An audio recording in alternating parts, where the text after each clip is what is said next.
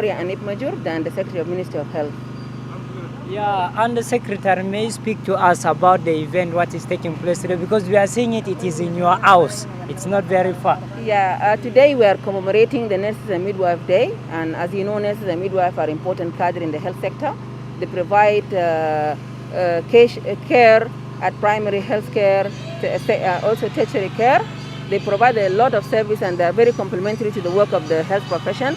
And this is important cadre, especially midwives are contributing to safe deliveries at the villages and at the hospitals, primary health care level. And they have contributed much in the reduction of maternal mortality rate. Okay, we have seen there's some challenges whereby they are facing also, but according to what we were seeing them dancing, they say no matter how. Despite the fact that they are happy, they are dancing, actually it brings tears to my ears, to my eyes, seeing them happy and dancing despite the challenges. These people you are seeing happy like this, they are underpaid, they are overworked, they work for long hours. Sometimes they face problems with the families who are bringing their patients to the hospital. Sometimes they're even beaten. They stay for months without salary. Their salary is very low. They work under difficult conditions. They don't even have allowances for risk allowance or for other kind of allowances. But despite that, because they have given themselves to the profession, they continue to work tirelessly in the hospital. So what is the solution about the solution to improve the salary is not only for nurses and midwives. It's all the health cadre and all the civil servants in the country. And the solution is beyond the Ministry of Health. The solution lies with our top leadership, and the top leadership is urged to work hard to increase the salaries of the civil servants across the board. Saying you being part of this, you've been into working as one of the health servant in this country. May you speak to us about the experience which you have experienced in this field, and you're seeing your fellow sisters and brothers and mothers also who are into this field?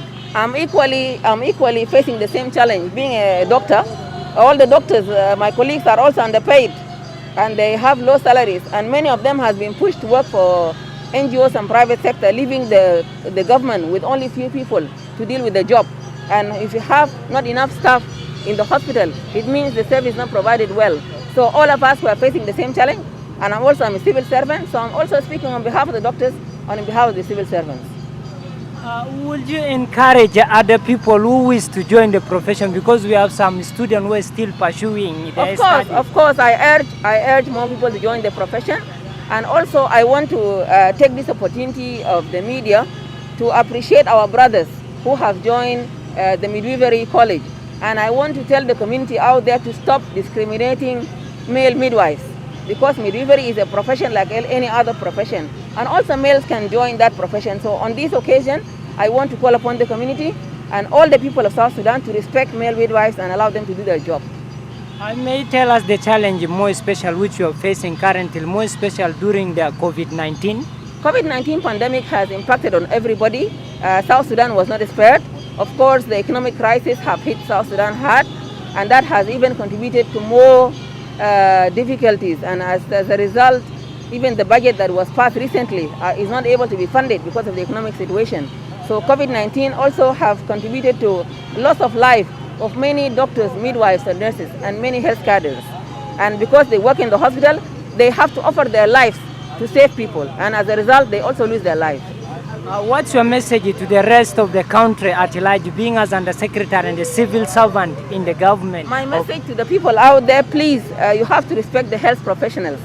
Don't expect much from them, because they are also facing challenges. If you come to the hospital, you don't find someone working at night, don't blame them, because you cannot expect someone to come at night when they are not paid. We are facing a lot of challenges in this hospital. There is lack of budget to run the hospitals. There is issues of electricity and power, which is very costly to the Ministry of Health to deal with. Our budget for health is very small. It cannot provide you everything you want. So please bear with us. If you come to the hospital, give us the respect and work with us so that we change the status quo. Okay, thanks a lot for speaking to us. Okay.